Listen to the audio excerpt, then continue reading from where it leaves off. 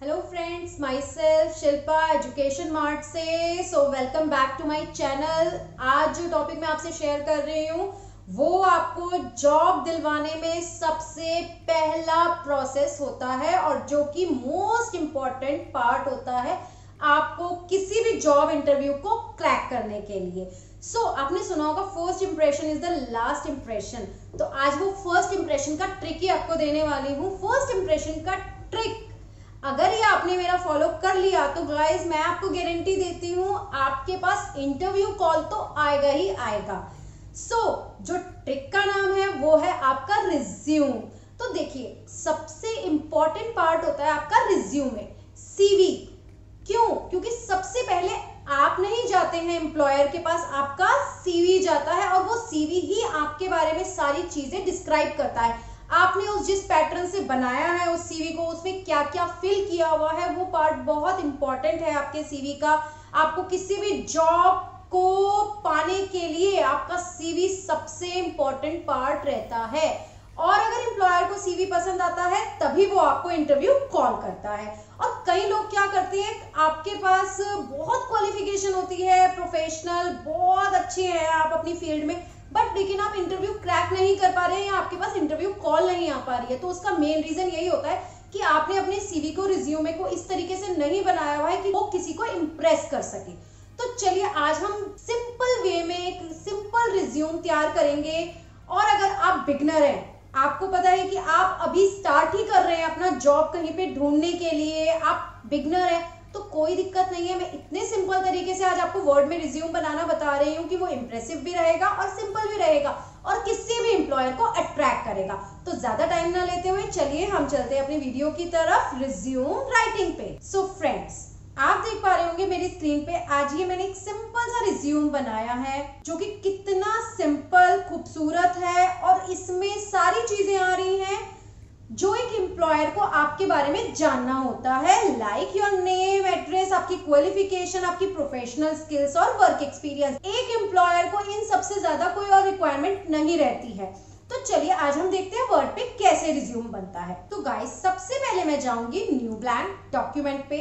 यहाँ पे मैंने अपनी फाइल चूज की एंड अब सबसे पहले हमें यहाँ पे क्या करना है। सबसे पहले हम जा रहे हैं टेबल फॉर्मेट पे। टेबल फॉर्मेट में हम यहाँ पे इस तरीके से कुछ बॉक्सेस ले रहे हैं और हम इन बॉक्सेस में क्या कर रहे हैं, पहले हमें इस साइड पे मर्ज कर लेना है इन सेल्स को, ताकि मैं यहाँ पे अपना पासपोर्ट साइज फोटोग्राफ लगा पाऊं।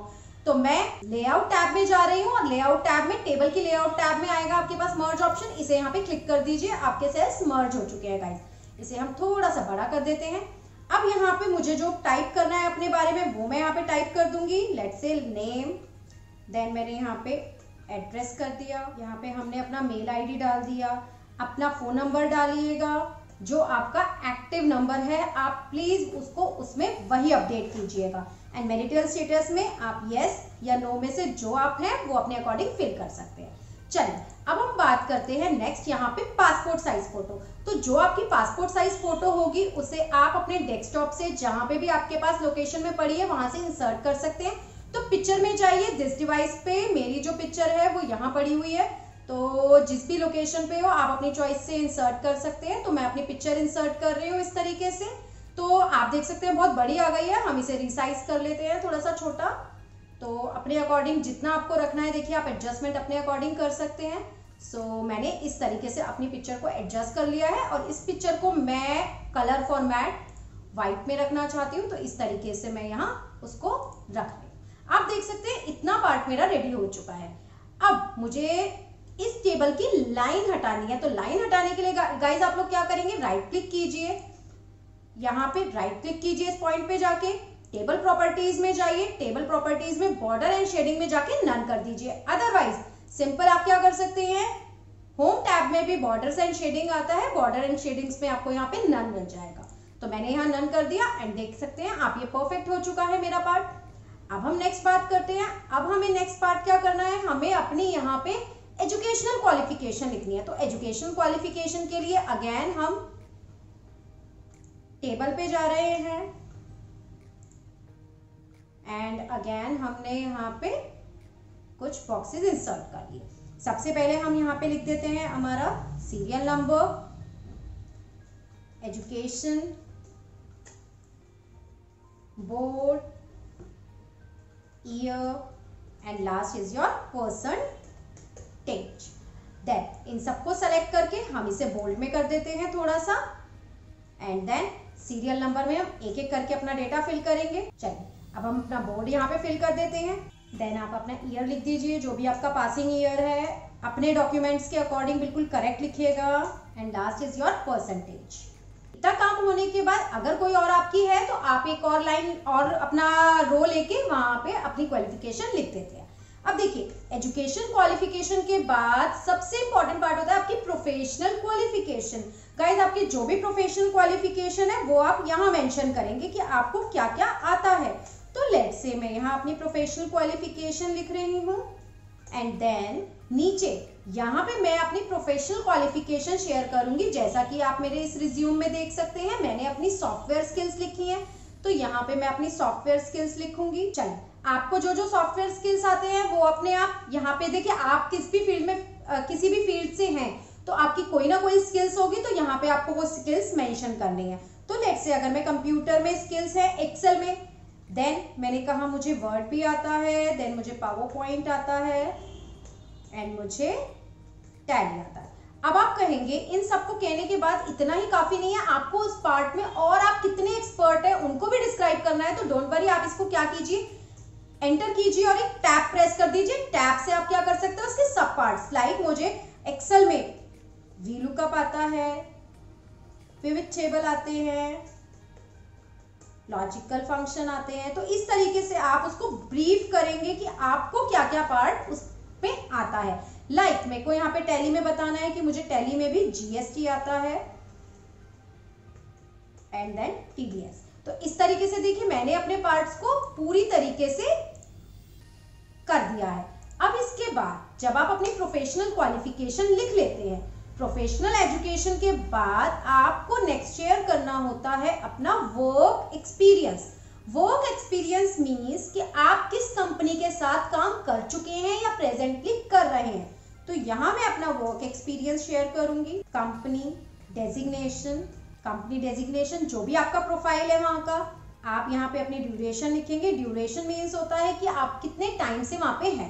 अगर आप प्रेजेंटली हैं तो यहाँ पे प्रेजेंट लिख दीजिए, और अगर कोई टाइम पीरियड हो चुका है तो वहां पे वो ईयर आ जाएगा। हमेशा ध्यान रखिएगा जब भी आप वर्क एक्सपीरियंस लिखेंगे तो वर्क एक्सपीरियंस आप प्रेजेंट से अपना पहले का लिखेंगे, means present to past work experience लिखेंगे। पास्ट टू प्रेजेंट नहीं लिखा जाता है, तो पहले मैं अपना प्रेजेंट कंपनी का स्टेटस दे रही हूँ। लाइक अब आप यहाँ पे उसको मेंशन करेंगे कि आप उस कंपनी में रोल्स एंड रिस्पॉन्सिबिलिटीज आपके क्या क्या हैं। तो यहाँ पे मैं अपनी रोल्स एंड रिस्पॉन्सिबिलिटीज एक्सप्लेन करूंगी। देन एक एक करके हम यहाँ पे अपने इस तरीके से रोल्स मेंशन करेंगे। So first let's say handling, तो इस तरीके से आपका जो भी वहां का एक्सपीरियंस है गाइस वो वहां पे आप लिख सकते हैं। देन इसके बाद जब आप ये लिख लेते हैं तो आपको देखिए यहाँ पे इतना मेरा रोल्स लायबिलिटी के साथ ये चीज खत्म हो जाता है। आप देखिए टाइम पीरियड चाहे तो ड्यूरेशन यहाँ भी लिख सकते हैं, ड्यूरेशन नीचे भी लिख सकते हैं, आपका चॉइस रहता है। बस इसके बाद बस आपको ये पार्ट, ये लाइन एक लास्ट में कॉपी पेस्ट मैं कर रही हूँ, क्या लिखनी होती है, आई hereby declare that the information provided is above true। इसका मतलब है कि ऊपर जो आप इंफॉर्मेशन दे रहे हैं वो बिल्कुल करेक्ट है। तो आप ये लाइन यहाँ पे लिखेंगे। हम इसे यहाँ पे टैब से इस तरह एडजस्ट कर देते हैं, इस तरह। और अब आपको नीचे वहां का डेट लिखना है कि किस डेट पे आप ये रिज्यूम सबमिट कर रहे हैं। देन आपने टैब प्रेस करके इस साइड जाना है और अपने सिग्नेचर का कॉलम ऐड करना है कि आप ये सिग्नेचर यहाँ कर रहे हैं। तो आप देख सकते हैं कितना इजी हो गया मेरा रिज्यूम बनाना, जो कि मेरा देखिए किस तरीके से आ चुका है। बहुत सिंपल वे है, आप आराम से इस रिज्यूम को बना सकते हैं, और इस वे में बनाएंगे तो आप अपने बारे में सारी चीजें एक एम्प्लॉयर को बता पाएंगे। आपको इसको थोड़ा बहुत और अट्रैक्टिव करना है तो देखिए आप इंसर्ट में जाइए, शेप्स में जाइए, यहाँ से एक रेक्टेंगल लीजिए और इस तरीके से आप एक रेक्टेंगल को ड्रॉ कर दीजिए, तो ये और भी सुंदर लगेगा इस तरीके से। एंड देन हम एक और ले लेते हैं इसी में ही, और इसे हम यहाँ से ड्रॉ कर दें। तो इस तरीके से हमने क्या किया, यहाँ पे लाइन अपनी शेप्स के साथ ड्रॉ कर दिया। और अब आपको ऊपर हेडिंग में, यहाँ पे हेडर में जाइए, आपको यहाँ पे क्या लिखना है कि ये क्या है आपका CV और रिज्यूमे। ये लिख के आप इसे क्या कर सकते हैं,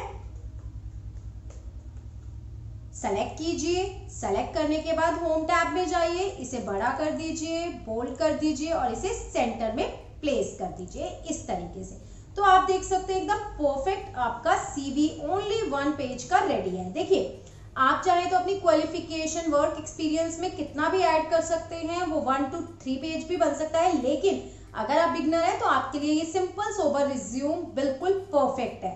सो गाइस, इस रिज्यूम को फॉलो करके आप सेंड कीजिए, मैं आपको गारंटी देती हूँ आपके पास इंटरव्यू कॉल आएगा। सो कीप वॉचिंग माय वीडियो अच्छी लगे इसे लाइक कीजिए, शेयर कीजिए, कमेंट कीजिए और मेरे चैनल को सब्सक्राइब कीजिए। मैंने आपके लिए बहुत सारे सॉफ्टवेयर स्किल्स अपने चैनल पे ऑलरेडी वीडियो डाल रखी हैं, जिसमें बेसिक एक्सेल कोर्स है फ्री आपके लिए, एक्सेल की बहुत सारी टिप्स हैं और भी टेक्नोलॉजीज मैं आगे अपने चैनल पे लेके आने वाली हूँ। So keep watching my channel Education Mart. Thank you, bye.